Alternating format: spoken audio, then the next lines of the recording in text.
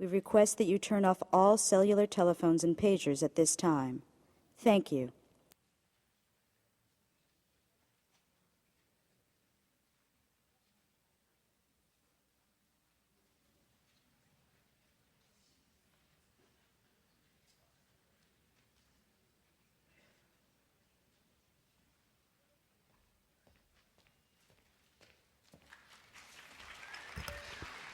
Good evening, ladies and gentlemen.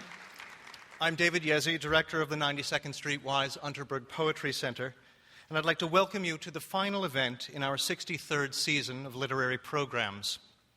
This evening, it is our pleasure to present a reading by Edward Albee. Mr. Albee will be introduced by Mel Gussow. I would like to take this opportunity to thank Lauren Kramer and Eva Colin Usdan for their generous support of tonight's event. I wanted to mention that plans are already well underway for next season here at the Poetry Center, which will begin in late September and feature such writers as Paul Auster, Nadine Gordimer, Jonathan Franzen, Billy Collins, Umberto Eco, Francine Prose, Jeffrey Hill, Harold Bloom, and many, many others. I hope you will join us. Following his reading, Mr. Albee will have a public conversation with Mr. Gussow, after which Mr. Albee will respond to questions from the audience. Microphones will be placed in the house at the front of each aisle, and we ask that you step up to those microphones to ask your questions. Afterward, there will be a public reception and book signing in the art gallery just next door, and we hope that you will stop by. Mel Gussow, a cultural writer for the New York Times, is author of the biography Edward Albee, A Singular Journey, winner of the George Friedley Award. His other books include considerations of Harold Pinter, Tom Stoppard, and Samuel Beckett, as well as Theater on the Edge, New Visions, New Voices, a collection of theater reviews and essays. His latest book, Conversations with Miller, will be published in September. Please join me in welcoming Mel Gussow as he introduces Edward Albee.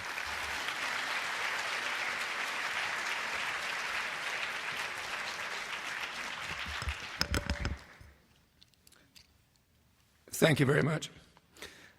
A new production of Edward Albee's All Over opens soon at the Gramercy Theater. It stars Rosemary Harris and Michael Learned as the wife and mistress of a famous man who was dying. The role of the nurse, a very minor character, is played by Myra Carter, who previously had the central role in Three Tall Women. I saw All Over at the McCarter Theater in Princeton, and Myra was hilarious. She almost stole the show. When I mentioned that to Albee, he said, "That's because she thinks the play is about the nurse." Later, when I told that story to an actor, he said that he had a friend who played the doctor in A Streetcar Named Desire and was asked what that play was about. He answered, "It's about this doctor who takes this crazy lady off to the asylum." Still later, I told both stories to Marion Seldes, who said that the original story concerned an actor who played the gravedigger in Hamlet. He was asked what Hamlet was about, and you can imagine his response. Somewhere there is a moral in all this. As an actor or as a playwright, in any creative pursuit, one must always believe that what one does is important, and that at least there is a possibility that it can make a difference to others. Through his art, Edward Albee has changed lives. As President Clinton said when he presented him with Kennedy Center honors several years ago, for over 40 years, his work has defied convention and set a standard of innovation that few can match. From Who's Afraid of Virginia Woolf to Tiny Alice to Three Tall Women, his plays have invigorated the American theater and inspired a new generation of playwrights to do the same. Recently at the Lucille Lortel Awards, Albee was given still another Lifetime Achievement Award. Accepting the prize, he said that it was premature. Call me in 25 years. His creativity continues. He is in the middle of a most productive phase. Soon after my biography, Edward Albee, A Singular Journey, was published, he said that it was time for Volume 2. and again he was correct. Since that book was published, he has written 2 new plays, The Goat or Who is Sylvia, and Occupant, and who knows how many more are in his head. He once compared his creativity to planes circling an airport. Even the pilot or the playwright does not know which one will land next. As was evident from the very beginning, he is fearless about tackling important subjects. Despite converging themes and motifs, all his plays are different. He is always experimenting, challenging himself and his audience. Who could have foreseen that he would write 3 Tall Women, a play inspired by the life of his mother, a woman who dominated so much of his early life, and that it would be a redemptive play filled with compassion and understanding as well as irony. With that play, he reconfirmed his position as one of the major American playwrights of the 20th century, along with Eugene O'Neill, Tennessee Williams, and Arthur Miller.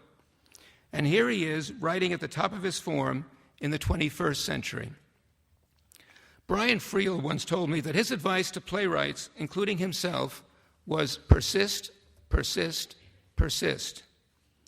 Albee is an exemplar of persistence, someone who has gone his own way without compromise. After 3 Tall Women, he wrote the play about the baby and the goat, which asks audiences to shelve preconceptions and to test the limits of their own tolerance, and at the same time to enjoy a provocative evening of theater. There is another side to Albee that should be mentioned, and that is his role as an activist on social, political, and theatrical issues. Harold Pinter often insists that he is equally a citizen as well as a playwright, and the same thing can be said about Albee. He is committed to the furthering of human rights around the world, and he is a guardian against censorship. Having become successful, he has taken that extra step of giving something back. Every year he teaches a course at the University of Houston, guiding young writers in the art and also the craft of playwriting. As he says, he only wants people in his class who are dedicated to being playwrights. He encourages his students to be daring and to move into unknown territory. In his own life, he practices what he teaches. Edward Albee.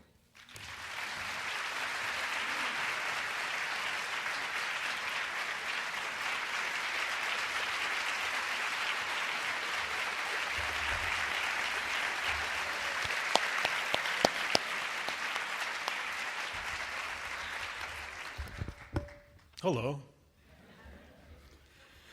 Mel, I'm going to talk about you for a few minutes, so I hope you can hear this. I'm glad that Mel has finally given in and realized that he had only written volume 1 of the biography of Edward Albee. Volume 1 was called Edward Albee, A Singular Journey. Volume 2, I recommend, be called Edward Albee, An Even More Singular Journey. I've admired Mel as a critic over the years. I've found him intelligent, sensitive, and sensible, and never giving in to trendiness or fashion, but hewing to his own concept of that theater which is, most importantly, useful. Any art that is merely decorative and is not useful, does not teach us something about ourselves, take us beyond our present consciousness, is folly or a waste of time. And Mel has understood that over the years. He's not always liked everything that I've written. I'm working on it. But I imagine he will go on and like some plays of mine less than others. Ah, well, nobody's perfect. When I read, after working with Mel on volume 1 of the Albee biography for a couple of years, and reading it, and wondering who is this book about, but not because there was any inaccuracy. It is simply because whenever I read about myself, I have a sense of unreality. I think it's healthy to have that. You mustn't be able to think about yourself in the third person with any ease. I did mention, Mel, if there's one thing that you did in this book, and everybody else who writes biographies of writers does, is you had to find, wherever you possibly could, the connective tissue between what went on in the author's life and what he put in his or her plays. That almost everything, there's no such thing, obviously, as creativity. It almost seems. It all comes from somewhere within ourselves, that which we've observed, that which we've experienced. We invent nothing. I said, Mel, even you are guilty of this, and there is very little in any of my plays that I did not invent totally. And then I started rereading some of my plays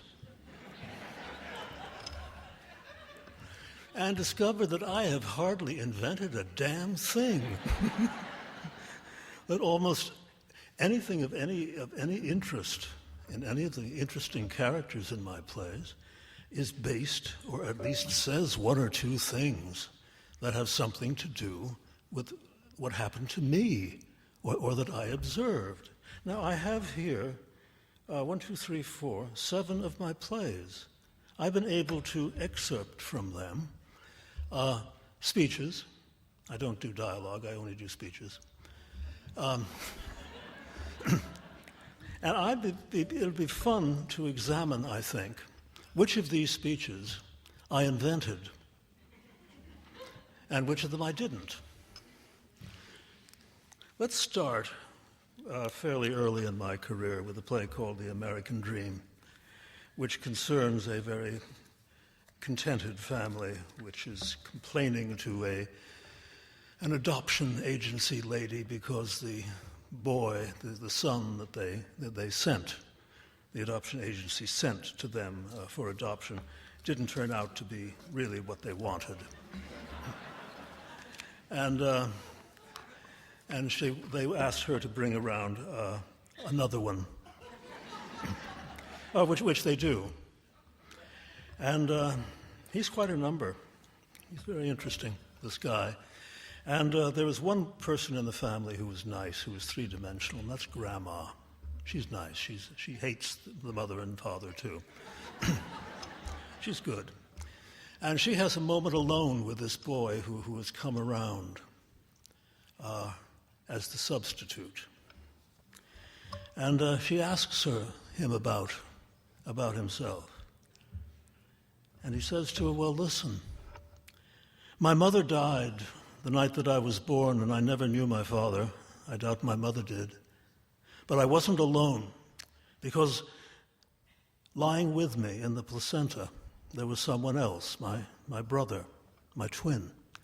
We were identical twins, he and I, not fraternal, identical. We were derived from the same ovum, and in that we were twins not from separate ova, but from the same one, we had a kinship such as you cannot imagine. We felt each other breathe. Our hearts beats thundered in my temples, mine in his. Our stomachs ached and we cried for feeding at the same time. But we were separated when we were very young, my brother, my twin, and I. Inasmuch as you can separate one being, we were torn apart, thrown to opposite ends of the continent. I don't know what became of my brother, to the rest of myself, except that from time to time in the years that have passed, I've suffered losses that I can't explain. Fall from grace, a departure of innocence, loss. How can I put it? All right, like this. Once, it was as if all at once my heart became numb, almost as though just like that it had been wrenched from my body, and from that time I've been unable to love. Once, I was asleep at the time. I awoke and my eyes were burning. And since that time, I've been unable to see anything,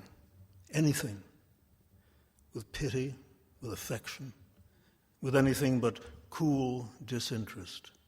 And my groin, even there, since one time, one specific agony, Since then, I have not been able to love anyone with my body. Love. And even my hands. I cannot touch another person and feel love. And there's more. There are more losses. But it all comes down to this. I no longer have the capacity to feel anything. I have no emotion. I've been drained, torn asunder, disemboweled. I have now only my person, my body, my face. I use what I have. I let people love me. I accept the premise around me, for while I know I cannot relate, I know I must be related to. I let people love me. I let people touch me. I let them draw pleasure from my groin, from my presence, from the fact of me. But that's all it comes to. As I told you, I'm incomplete. I can feel nothing. I can feel nothing. And so here I am. As you see me, I'm just this, what you see. And it will always be thus. Now,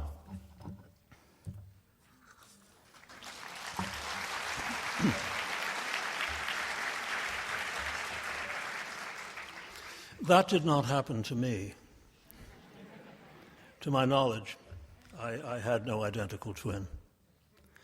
But I suspect what I did in writing that was to fantasize, to imagine, and to take from the fact of my adoption and not knowing who my natural parents were, probably take from that and invent this guy with his identical twin. Now, is that invention? Is that creation? Or is that taking from one's past?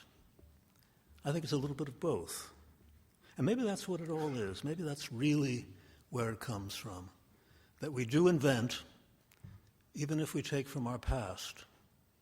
We invent because we are translating from ourselves, from our own experience, since I never write about me, ever.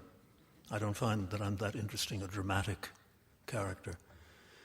I think we take from ourselves and translate into somebody else, but we have the emotional involvement, whether we totally invent or whether we translate, of experience of that having happened to us. For even when we invent completely, we must be able to penetrate the emotional core of the person we're writing about. So I'm not quite sure how different it all is. What do we do about George's speech to Nick in Who's Afraid of Virginia Woolf about when he was a kid going to prep school? When I was 16 and going to prep school during the Punic Wars, a bunch of us would go into New York on the first day of vacation before we fanned out to our homes. And in the evening, this bunch of us used to go to this gin mill owned by the gangster father of one of us. For this was during the Great Experiment, or Prohibition, as it is more frequently called.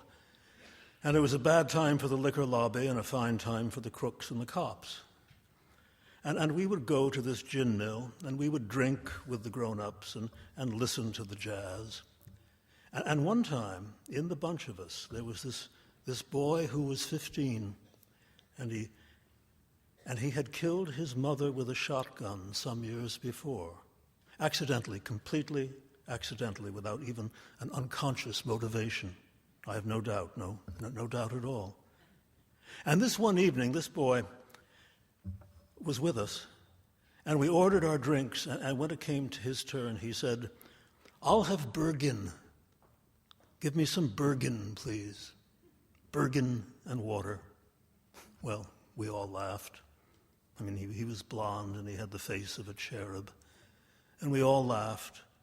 And his cheeks went red, and the color rose in his neck. And the assistant crook who had taken our order told people at the next table what the boy had said, and then they laughed, And then more people were told, and the laughter grew, and more people, and more laughter. And no one was laughing more than us, and none of us more than the boy who had shot his mother. And soon, everyone in the gin mill was laughing. And the laughter eventually began to decrease. Everybody started ordering Bergen and laughing when they ordered it. And then, of course, it became less general. But it did not subside entirely. For here and there, always at this table or that, someone would order Bergen, and a new area of laughter would rise. We drank free that night, and we were bought champagne by the management, by the gangster father of one of us. And of course, we suffered the next day, each of us alone on his train away from New York, each of us with his grown-ups hangover. But it was the grandest day of my youth.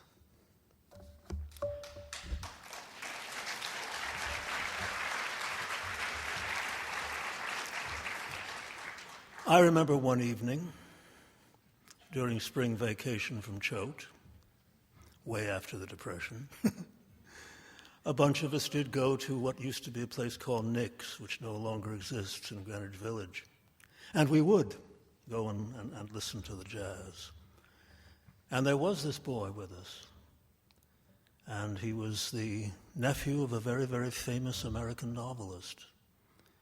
And here it gets a little vague. Had he shot his mother? Had he not? I don't recall. But what is true is that we did sit in this gin mill listening to the jazz, and this boy did order Bergen. That much is true. But George's memory of it is more coherent than my memory of it.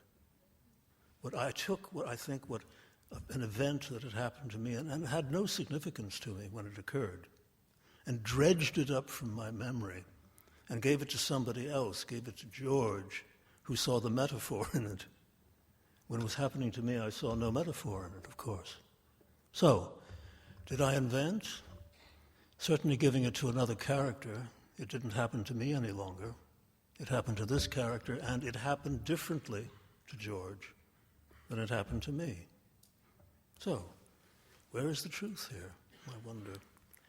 In a play called The Lady from Dubuque, there's a moment toward the end when the lady from Dubuque, played by my dear friend Irene Worth, whom we will always miss forever, I think,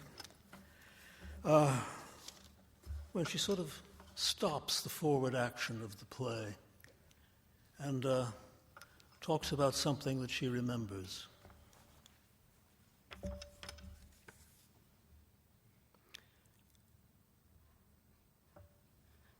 I had a dream once about dying, she says.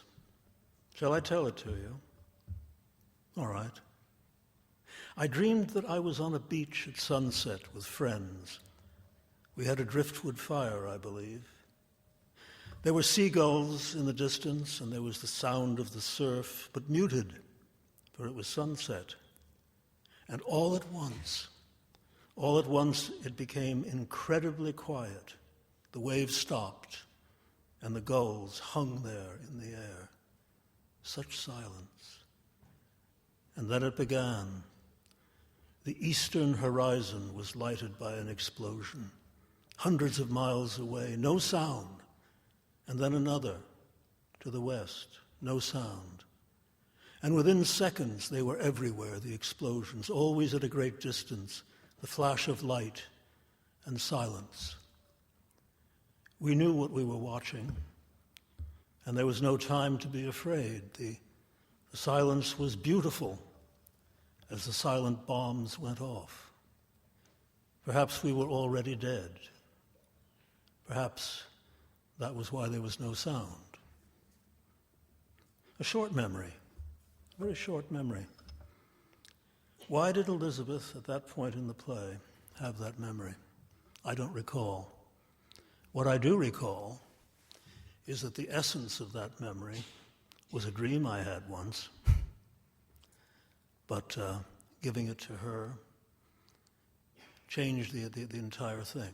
Again, it began to have metaphor where my dream had merely been neurosis. Maybe that's where creativity lies, the translation of neurosis into metaphor.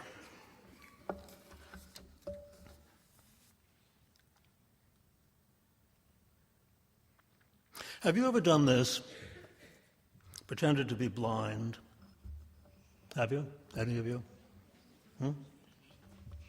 I don't mean to offend those of you here in the audience who are blind, physically blind, that is, though there's seldom many of you at theater experiences. Blind. Deaf, yes. Oh, goodness. Very, very frequently.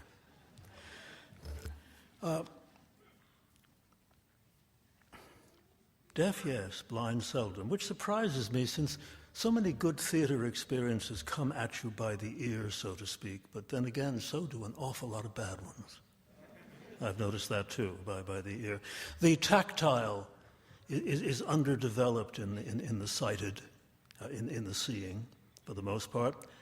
I was at a museum in London a few years ago, at the Royal Academy, I think, and I came upon a sculpture exhibit set up especially for the blind. There were maybe 20 pieces in the exhibit, faces, abstract forms, a few animals. And there were guides about to help the blind get to the pieces, you know. I've lost my place.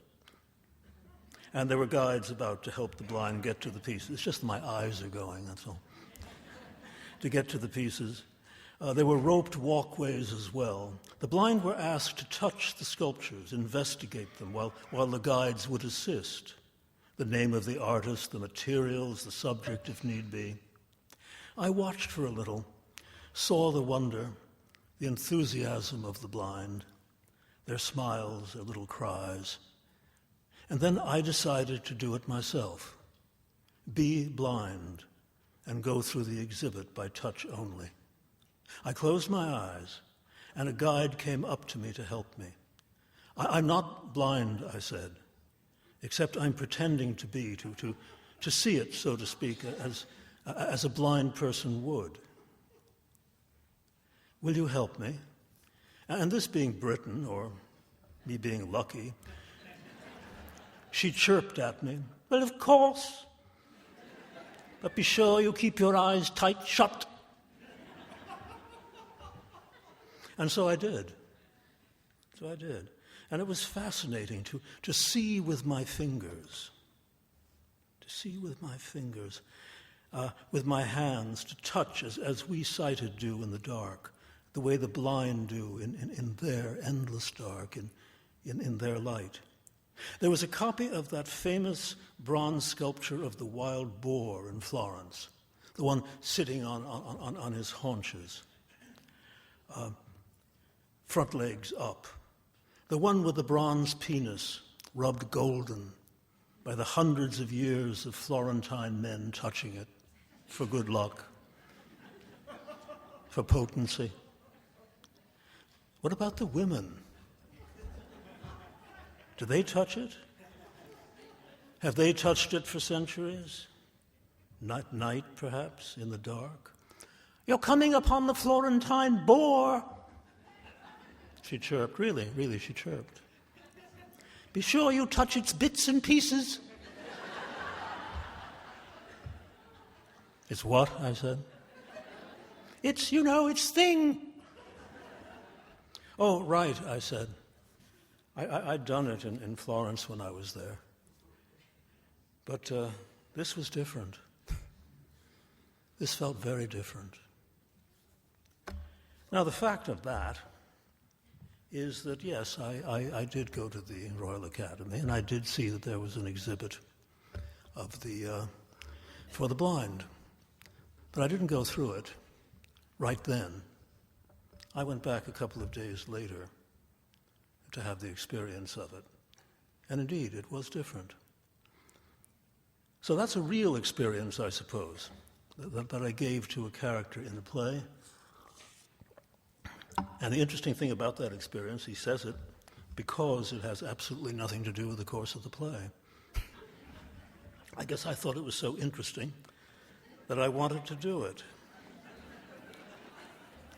Now, what do you do about somebody you've known for a very, very long time, and they're at the end of their lives, and in their semi-senility, they start revealing things to you about themselves that they never would have before.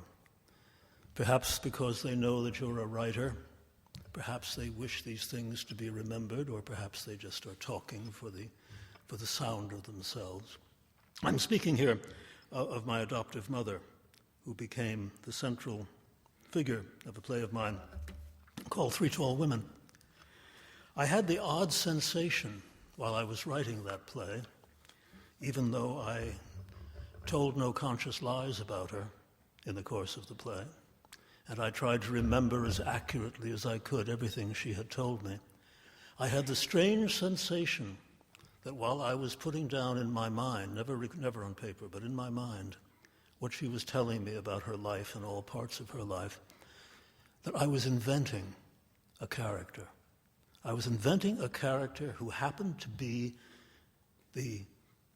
what is that term for matter and antimatter? The antimatter version of the woman who was telling me these things. She told me anything. She told me everything.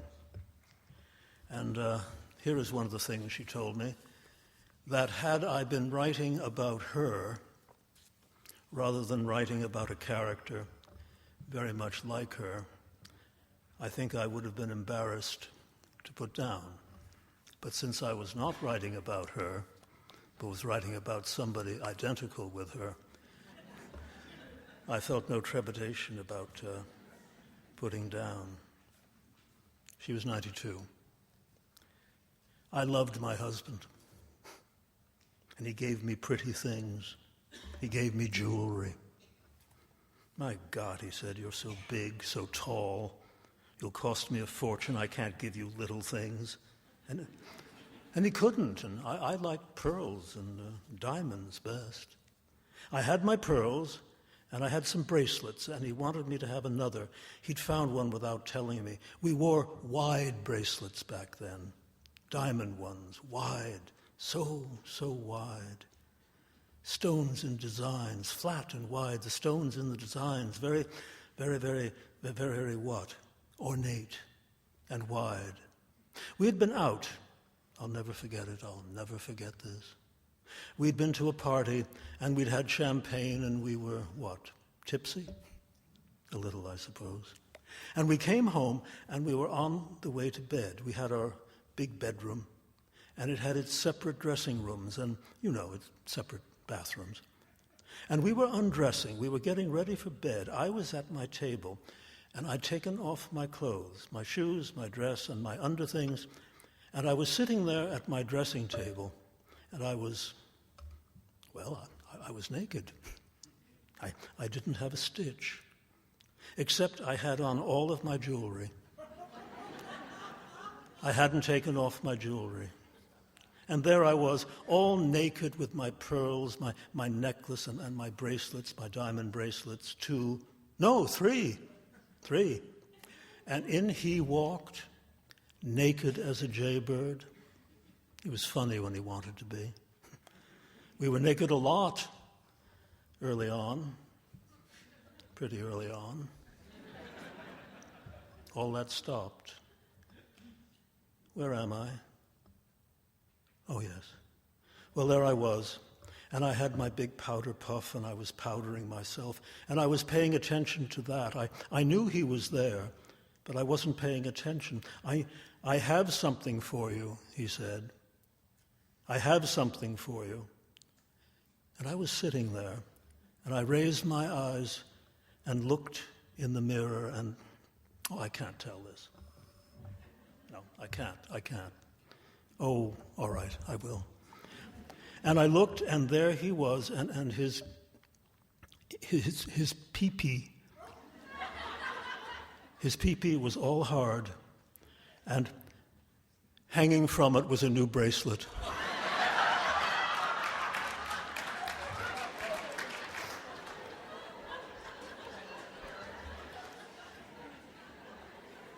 And there it was. It was on his pee-pee. And he came close, and it was the most beautiful bracelet I had ever seen. It was diamonds, and it was wide, so wide, and I thought you might like this, he said. Oh, my goodness, it's so beautiful, I said. Do you want it? He said. Yes, I said. Oh, goodness, yes. And he came closer, and his pee-pee touched my shoulder.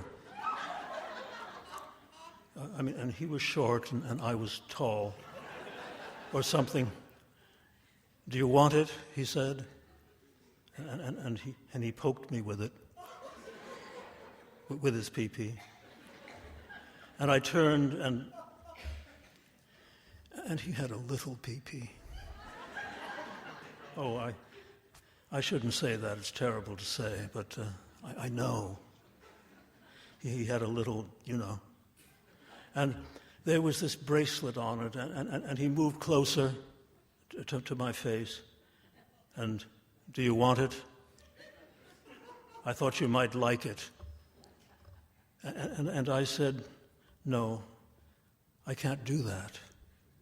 You know I can't do that. And I couldn't. I could never do that. And I said, no, I can't do that. And he stood there for, well, I don't know. And his pee-pee got, well, it started to go soft.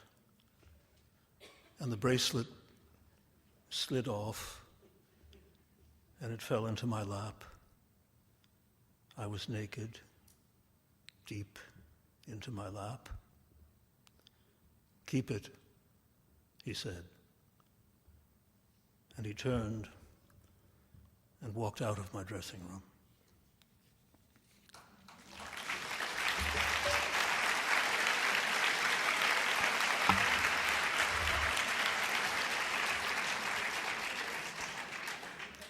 You can't write that about your mother, adopted or not. So what you do is you write a play where you've invented a character who is identical to your mother, and then you can write with that particular kind of intimacy. But until you invent, you can't do it, because it is too close. Very interesting. Now, I want you to tell me whether the following came from my life or whether I invented it. This is from a play called Listening, which was written originally as a radio play where Irene Worth played the character of the woman and then was done on stage.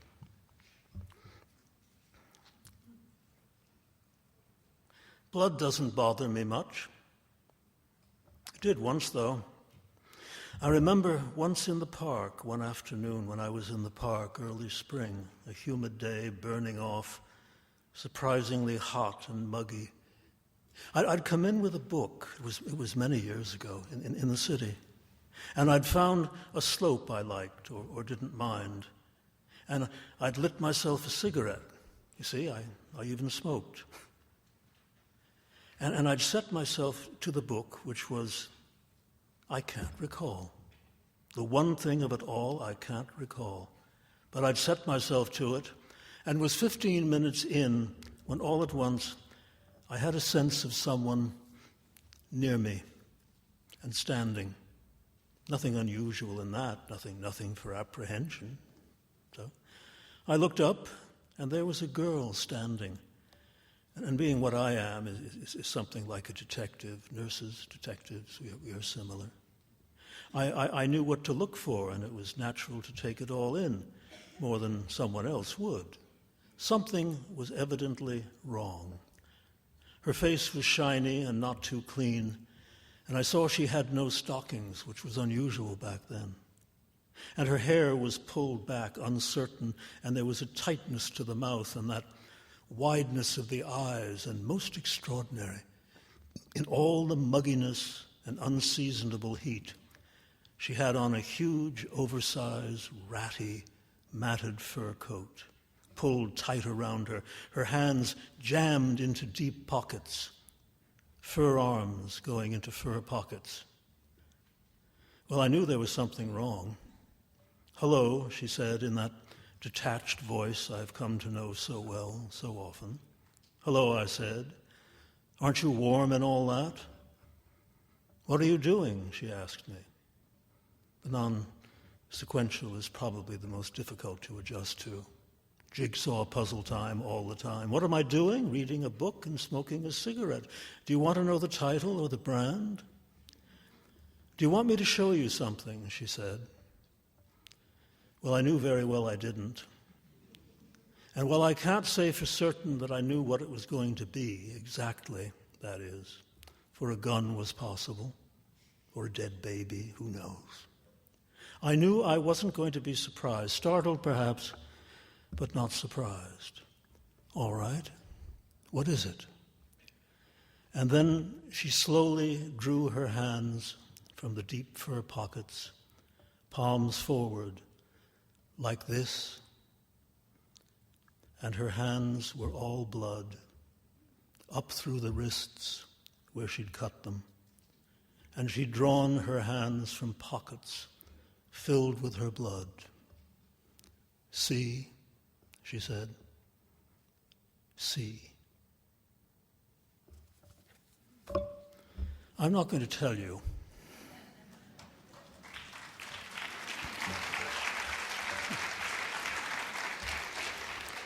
I'm not going to tell you whether I was sitting in the park one day and this happened to me. It doesn't really matter whether it did or not, or whether it was pure invention. That's one I'm going to let you think about it if you want to for yourselves. I don't think it really changes much of anything, because it never happened. It did happen ultimately to the woman who describes it, and that's all that matters. Here is a speech which I will confess I witnessed and wrote down verbatim because it was so fascinating. And I couldn't resist, even though I probably betrayed a few people by doing it.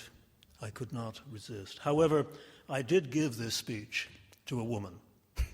I would not leave it being spoken by a man. Maybe I was trying to hide myself, I'm not quite sure. I was at a party once, and a famous old movie star was there. Not just an old star, but a very, very old star, a silent movie star, maybe the first silent movie star. It was a female star. She had a sister, and they were stars together way back then. The sister died. Well, they're both dead now, but the sister was dead by the time I met the one that wasn't. Dead, that is.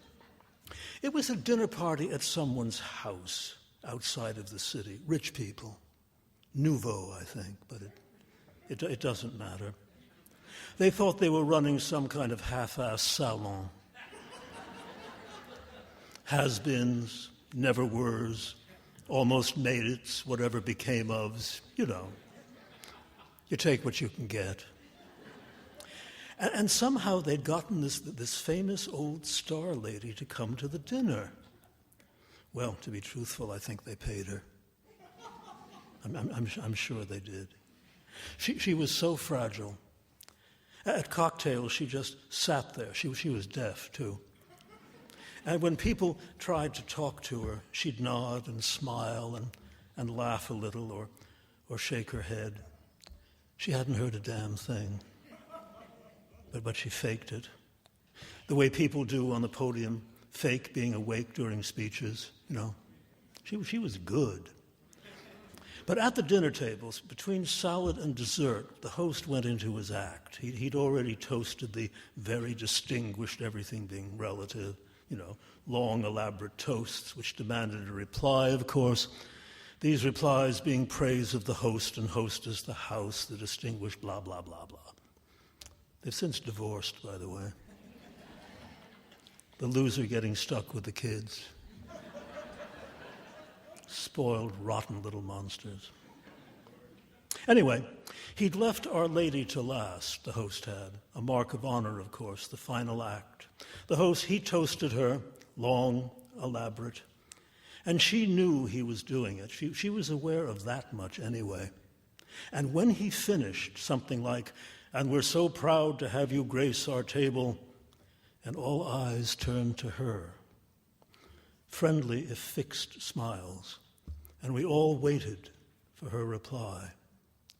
I saw something in her eyes, at least I think I did, something puzzled and rummaging. And she knew she was expected to talk, to say something, and it was as if she had been turned on, as if a button had been pushed. For she suddenly started, in her tiny voice, "Well, no, he wasn't exactly a tall man, though he gave one that impression. I remember once when he was directing me in," and on and on and on she went, a whole paragraph, a whole long paragraph. It had nothing to do with anything, and it was clearly a set piece. She was finished finally, and did her shy little smile again. There was a small, awful silence, and then the man to my right, to try to save the situation, I think, bellowed at her, "Tell us how silent films were different from talkies." She focused on him, gathered herself up and said, "I would have married him, I think, except my sister wanted him. But he didn't want her. She didn't know he was gay. He knew I knew, and I didn't care, but nobody ever told my sister, and so her heart was broken," and on and on. Another long, set paragraph. And she would stop, just stop, when she got to the end of it. It was as if someone wound her up, and she went. The party wound down after that, as you might imagine. Some early departures, looking at watches, feignings of great surprise.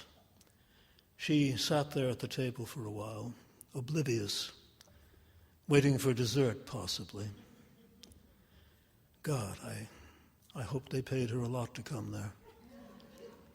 I hope they paid her a great deal.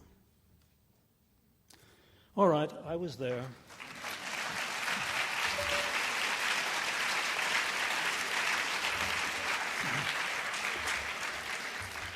I watched it happen, and I guess it was the writer in me that didn't try to stop it.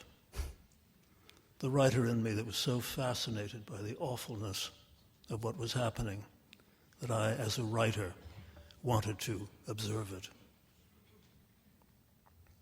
W.H. Auden is reputed to have said once that he hoped that a lover that he had would die so he could suffer the experience. I don't know whether that's true or not, but I know what he meant. I could have stopped her. I could have stopped the whole thing. But the writer in me said, no. No. I have to let this happen. Now, this last piece that I want to do is partially what happened and partially what I invent. And I don't know whether you're going to really know which it is going to be. It's from two plays. It is from Fragments, and it is also from Finding the Sun. I've taken this speech from two plays and put it into one, though they belong in their own individual plays. For this particular reading, since they are, it seems to me, basically the same man talking, though a different character, it would be interesting to do it this way.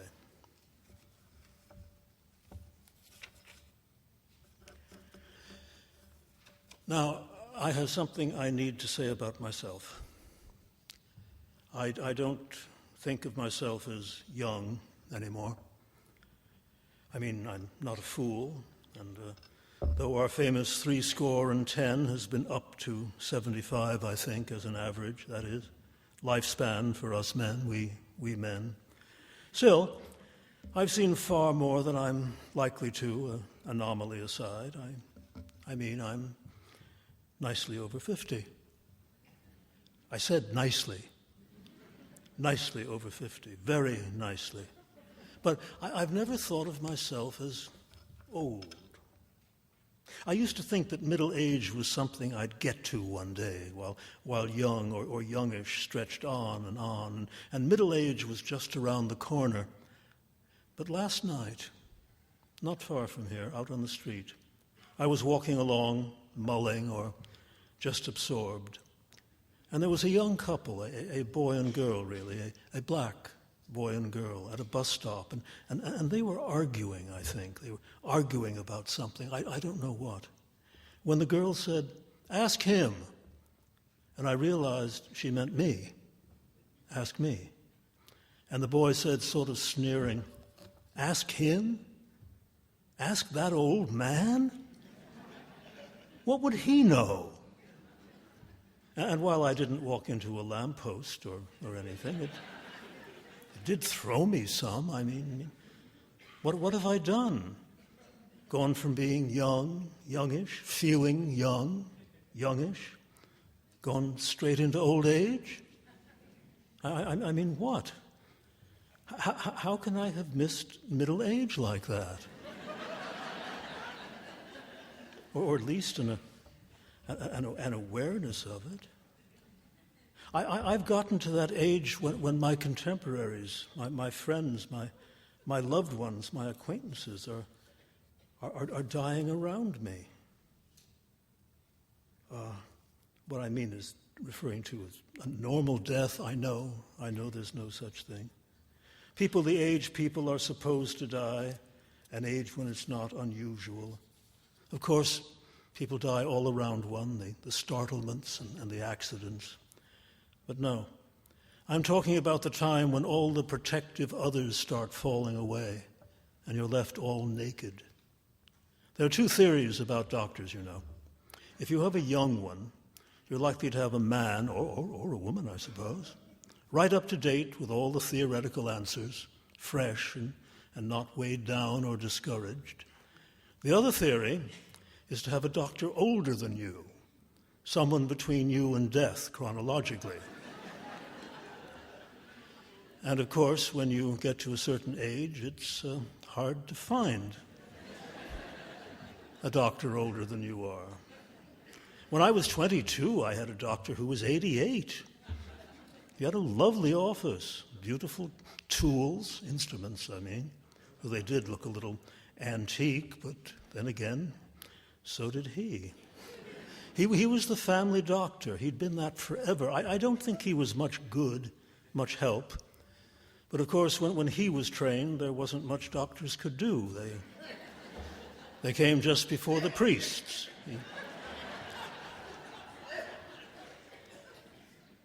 Oh, wait. He lived to be 106. I don't know what happened to him. I moved to another city. You can know all about death.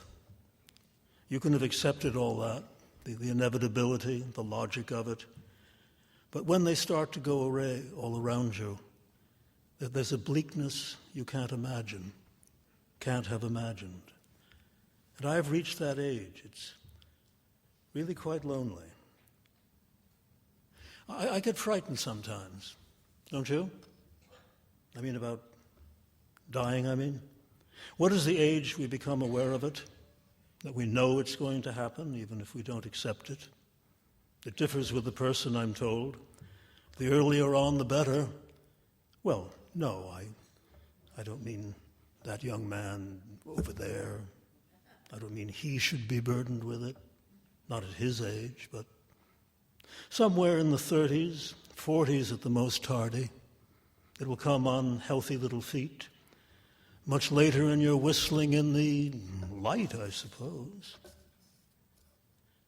When you reach my age, you get a little frightened sometimes because you're alone. Oh, Really? Wife, if you're lucky, or whatever. Children, grandchildren, yes, certainly if you're lucky, but you're still alone. Nobody gets in there with you. Nobody. Nobody gets in there. Greek peasants have a room they keep their coffin in, ready for the day.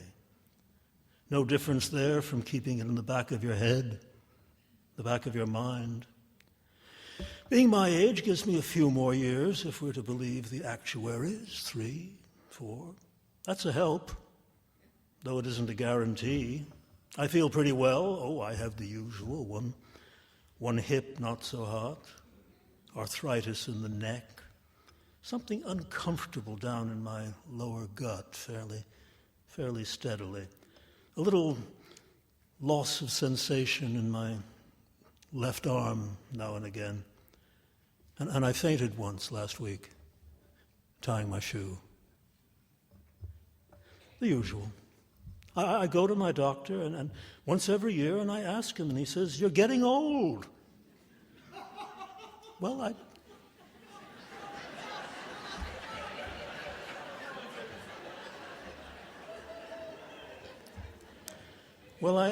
am, still. Nothing to be done about it. I do get just a little bit frightened now and then.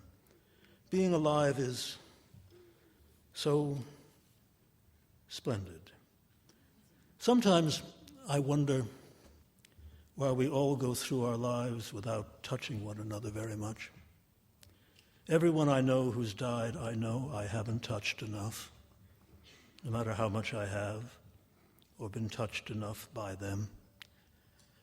I'm pretty sure that there's a way to get through it, so long as you know there's doom right from the beginning, that there's a time which is limited, and woe if you waste it, that there are no guarantees of anything, and that while we may not be responsible for everything that does happen to us, we certainly are for everything that doesn't. And that since we're conscious, we have to be aware of both the awful futility of it and the amazing wonder. Participate, I suppose, to the very end.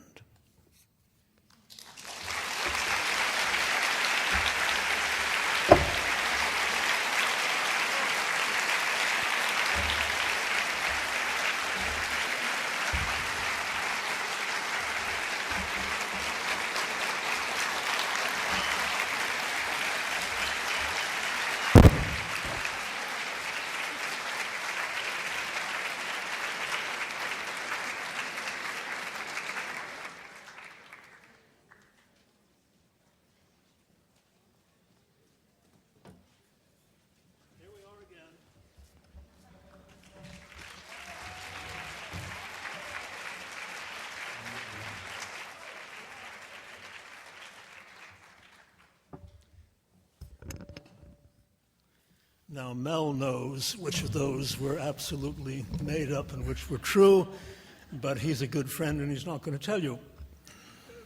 First of all, I want to thank you for talking about connective tissue, and I was thinking that it might be a good subtitle for Volume 2. Connective tissue. Edward Albee, Connective Tissue.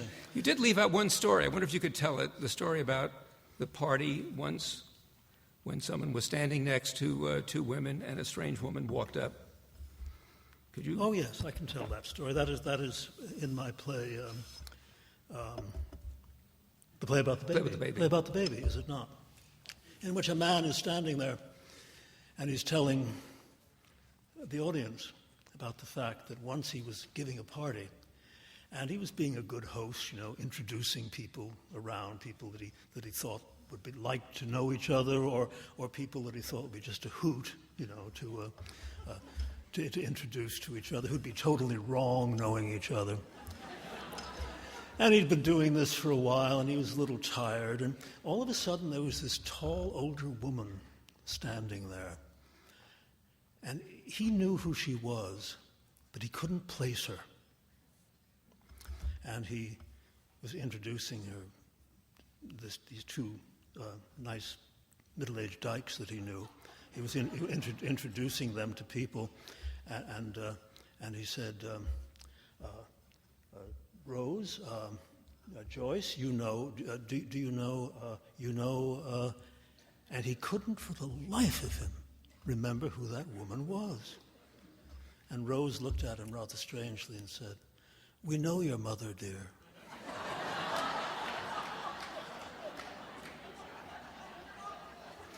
Now, what I don't know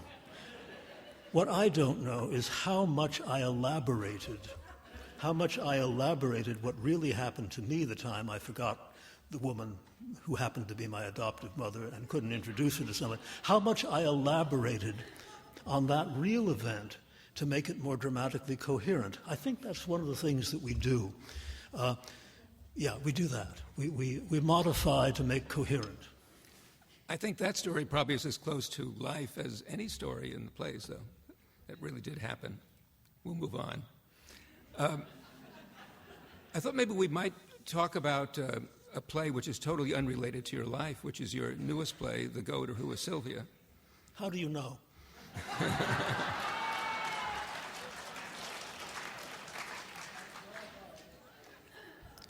Well, no, it is not totally unrelated to my life because I have been in intense emotional relationships with people, and things have come up that have made the relationships complex and difficult and perhaps insoluble, never to the extent of bestiality. But I know an awful lot of people who I don't think are quite human.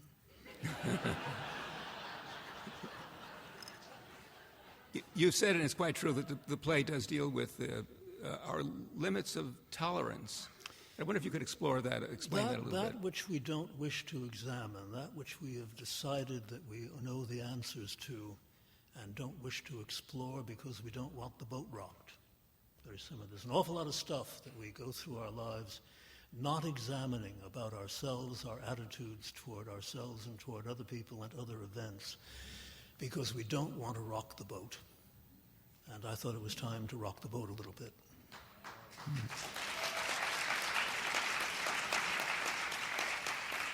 Especially in this period in our history with disagreeing with anything the administration says is treason.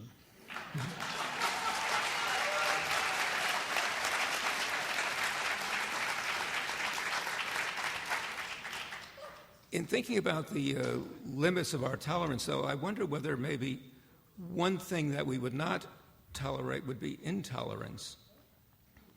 How do you react to that? I think we tolerate an extraordinary amount of intolerance, an amazing amount of intolerance. I think we tolerate it all the time. I think we encourage it in ourselves, if it makes life easier to get through, of course. Now, you've seen The Goat many times. I'm curious, what reaction do you get, what feedback do you get from the audience at that play? The most interesting reaction that we started having at the play from the first previews, of course, when people had been hearing the shocking rumors that it was a play about a man's love affair with a goat. Audiences, the first preview audiences going there just ready to be shocked. And some going there to get up in the middle of the play and walking out and things of that sort. But what's happened, I've noticed, as more and more people have seen the play, and more people realize what the play is really about love, about the nature of love, and our tolerances, that we're not getting that particular kind of reaction. We're getting a much more reaction of thoughtful people who are still laughing when it's funny, and horrified when it's horrifying. But we're not getting knee-jerk reaction the way we were getting from the very first audiences, and for the first week after some of the less enlightened critics were telling people not to pay any attention to it, that it was folly. No, the audiences have become far more interested and involved with all the things the play is really about, and less about its scandalous surface. The night that I went, the audience seemed to laugh beyond the point of such easy laughter. You've only been once? You came too early. Come back. Could you say what the actors add to those roles, what the two leading actors do for your play? What they do, what the two actors, what Bill Pullman and Mercedes Ruehl, what they add to the play? What they add to the play is absolute conviction, belief in what they're doing, the understanding of what the characters are going through. They are living it absolutely really. There's not a fake moment on the stage there. That's what I like about what they're doing about it. They're bringing absolute reality to the situation. Mm-hmm. And that's important in all your plays, isn't it? They are real, they are happening. Well, no matter what style they're written in, some of the plays give the illusion of being more naturalistic than others, and some give the illusion of being more highly stylized than others. But in all of them, all of the characters must be absolutely three-dimensional, completely real three-dimensional people. They can't be metaphors, they can't be symbols, they can't be stick figures. They have to be absolutely real people, or the plays won't work. And even a play like Seascape, which is being revived soon at the Hartford Stage Company, in which you have two lizard-like creatures who come on stage, still they are They're not lizard-like real. creatures, they're lizards. Real lizards. Yeah, they're not, they're real lizards. They're two human beings and two lizards. And they're not metaphorical lizards, they're not symbolic lizards. They are two real, human-sized, but that's where some things these happen. Look at the what are those wonderful monsters in the Pacific, the ones that have the terrible bite. Thank you. The dragons, the Como dragons. These are real lizards who happen to be sort of screwed up on the evolutionary ladder and coming up a couple of million years later than they should be. But they're absolutely real lizards. You can't act a metaphorical lizard.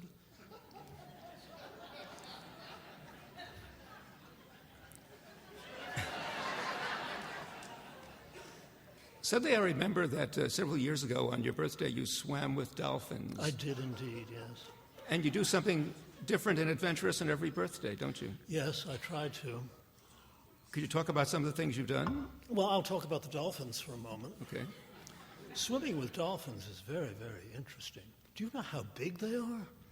They're 9, 10, 11 feet long, and they weigh a great deal. And what you do is you go out into the middle of this huge, huge lagoon, and they say, wait now, the dolphin is going to come toward you, and hold your, they say hand, they mean fin, they say, hold your hand out, and grab onto the dolphin's dorsal fin as it goes by you. And you see this great creature and this great flood of water splashing, this huge speedboat coming right at you. And you do put your hand out, and you grab on, and the dolphin takes you for a glorious ride around the whole lagoon. And then you go back out, and they say, now lie there face down in the water with your heels very, very stiff. And then the dolphin comes back and swims up behind you very fast, 25 miles an hour, and its snout hits on your heels, and he pushes you through the water, so you become this extraordinary speedboat. And it's marvelous, and then they bring you back to shore, and then they come up and they kiss you. Well, and you kiss them. They come halfway out of the water, and there's this great, wonderful dolphin snout, and you kiss them, and you know this very rubbery skin. This was such a wonderful experience that I hated it when I realized what was really going on. I had almost convinced myself that the dolphins had done this because they liked me. I mean, it was my birthday, you know? Obviously, they were doing it because they liked me. And then I realized, no, they've been trained to do this, and you keep giving them fish, and they do it. They don't do it because they love you.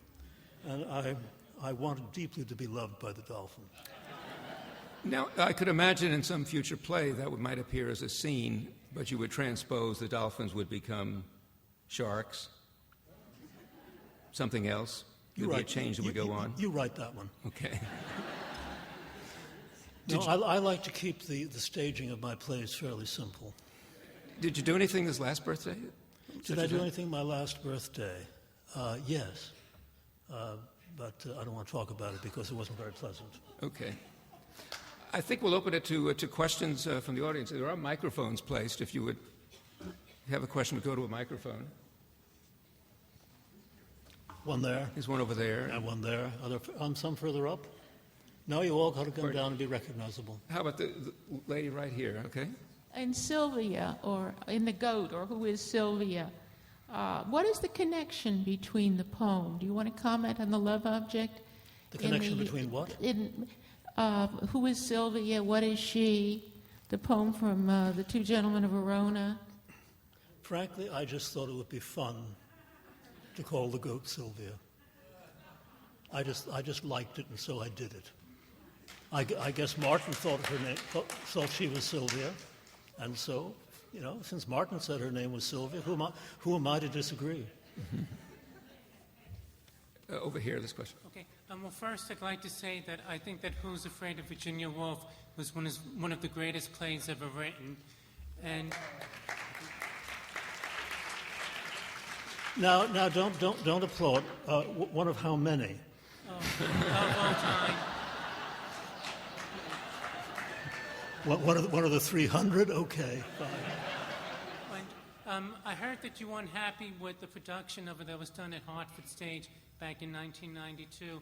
Can you explain why you weren't happy with that particular production? I don't remember. I remember, actually, I was not happy with that production.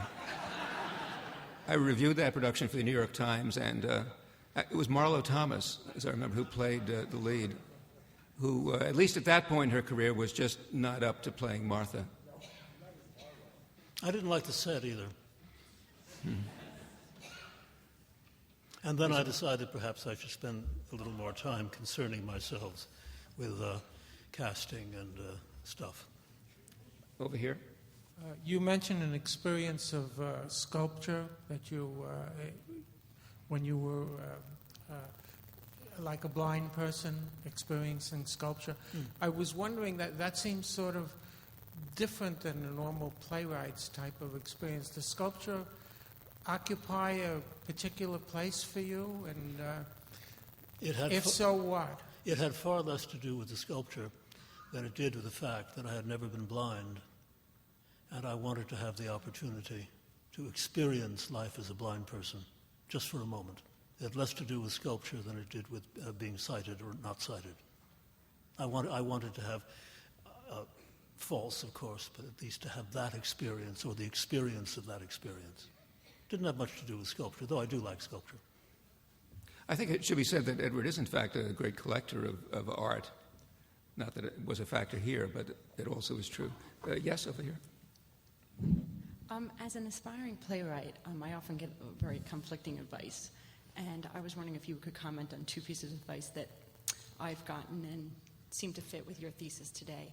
One was from a creative writing instructor that I had as an undergraduate, who told me that when I asked him if he would write me a reference for going on to graduate school in writing, MFA in writing, and told me he advised me not to go on to school because he advised me to go on and live a life more fully before I wanted to write. More recently, I've gotten advice from the artistic director of a theater where I work, who told me that she believed that the first play written by any playwright was always their best. Can you comment on these? I don't know how contradictory those two advices are. They may give that illusion. About education, you should always educate yourself as much as you possibly can in your art and your craft. But you're able to do that just as easily outside of school as you are in it, as long as you keep educating yourself and learning more about your craft. There are some people who write a glorious first novel, and then everything else is downhill, and a wonderful first play, which is usually a memory play, in which you usually get to kill your parents. You know. There are a lot of people who do that, and they don't have any other novels or any other plays in them. The second novel is usually terrible, and then they worry about how they're going to write the third one. I tell those, don't write your second novel. Write your first one, and then write your third. But it's so different with other people, depending on how many plays you have in you, how willing you are to stick the ugly course, because virtue is not its own reward in the theater or in any of the arts, and mediocrity is usually at least gives the immediate impression of being far more popular than excellence. It depends on how much you really care about your craft and want to practice it. And also it depends on how good you are. You know, if you're lousy, if you're mediocre, if you're wonderful, what you should be doing is dependent on those things. I'm not convinced that people start out awful and then become wonderful. Far more often, people give the illusion of being absolutely wonderful at the beginning, and then things happen. Compromise occurs, talent starts evaporating, exhaustion sets in. Most people start out better than they end up, if they're going to not end up well. But it's hard to give advice. Do it as long as you can, as well as you possibly can, and then sink.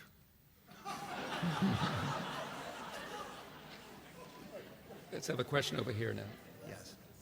I wonder if you'll comment on, is there any connection between Who's Afraid of Virginia Woolf and The Goat? Well, they're written by the same author. And I'm sure some scholar someday will do some connective tissue. Sorry, Mel. It won't be Mel. We'll do some connective tissue between the goat in The Goat and the lizards in Seascape, and we'll do a joke and the wolf and Who's Afraid of Virginia Woolf. I don't believe there was any conscious intention. There also are the dogs and cats in other plays. There are indeed. I don't play favorites. Yes? First of all, I want to thank you so much for your time and being so open and honest about everything and taking questions. You know, the only trouble with lying is you have to remember the lies. Yeah. The first thing I wanted to ask you is, what other medium inspires you aside from writing or reading other writers? And the second question is, two of the most powerful plays that I have read, one of which is the Zeus story, the ending I'm talking about in particular, and also Jean Cocteau's The Eagle with Two Heads. I wonder how much that inspired your ending. And they're both very different in their own right, but so very strong in the two characters and how they sort of... I think that the two things as a playwright that affect me, the other art experiences that affect me most, since writing a play is very much like composing music. I listen a great deal to classical music. I like to begin every day listening to a Bach fugue. It kind of clarifies the mind. And I do know that writing a play is very similar to writing a string quartet, say. I'm quite aware of that. And I wanted to be a composer, except that I was incompetent when I was 11 and 12 and never became one. I'm sure that people keep coming up to me. And I was talking to a friend on the phone in England today. He called me, among other things, to congratulate me on the response that The Goat seems to be having, and also to tell me, was I aware about a Russian play about a goat, and was I aware about an Irish play about a goat? I did not hang up, you know. I stuck with it and said, no, I don't. But it's amazing. I read so much, and I promptly forget everything that I read. I put it out of my mind. So God knows what I've been affected by. The Eagle That Has Two Heads, I know I read it. I probably saw it. Bankhead did it, didn't she? Yes, a long time ago, before you were even thought of. I'm sure I did. And God knows what I've been influenced by.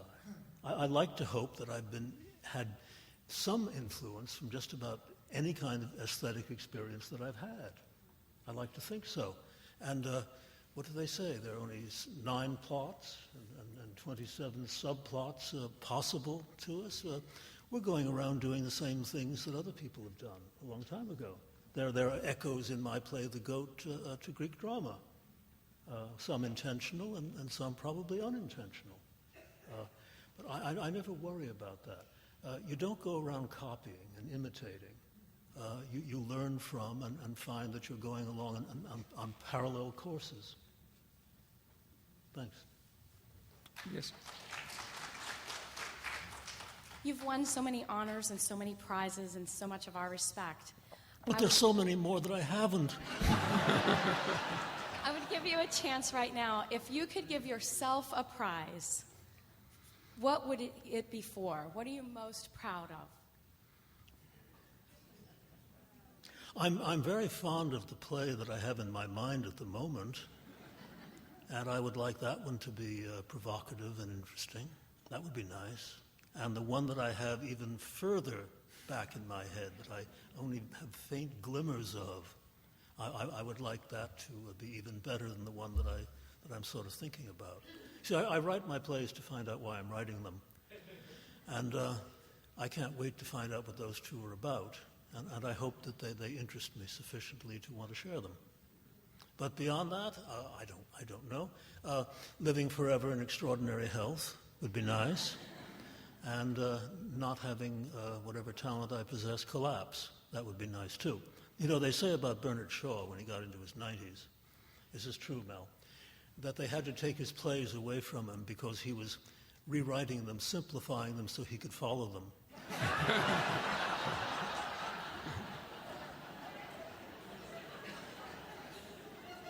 You don't rewrite your plays, do you? No, I don't rewrite them. I think that if I ever found that I disagreed totally with the premises of a play of mine, I'd either take it out of circulation or write a play contradicting it. Mm-hmm. Thank you. Is there a question? You spoke before about speeches, and you said you wrote speeches not and like monologues, not dialogue, and a sort of non sequitur. I was wondering what you thought of increasing shows of one-woman shows, Elaine Stritch and people like Spalding Gray, John Leguizamo's, these one-person shows and monologues. I wonder what your thoughts were on those. Well, those are not monologues in context. Those are monologues out of context. They're absolutely by themselves, which is a totally different matter. A long speech, I don't think it should be called a monologue. It's one person talking, so obviously it's a monologue. A long, uninterrupted speech, I'd rather think of it as that, must be in context and must be relatable to that which has gone before and ultimately that which goes after. That's a very different experience than writing a speech which stands all by itself, which is something I've never tried. So I don't know the answer to that one. I think time just for one more question, yes?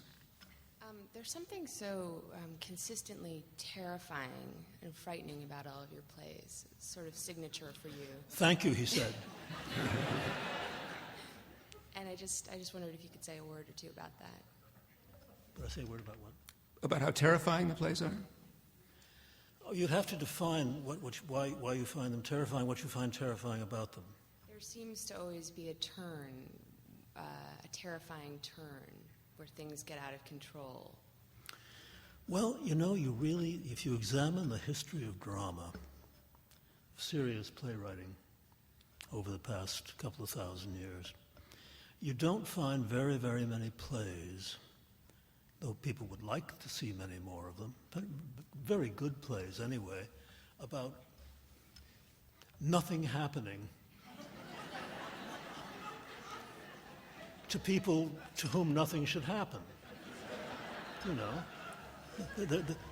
there is this thing called conflict. It is the conflict, a societal conflict, the conflict of one person with another, or interior conflict within an individual. Drama is made up of conflict, and somewhere along the line, the resolution of that conflict, and that is what interests us.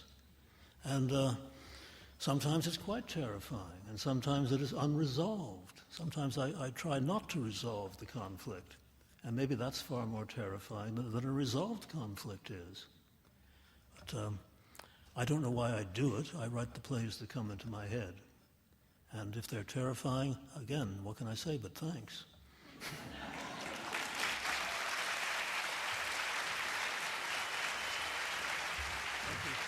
Thank you very much.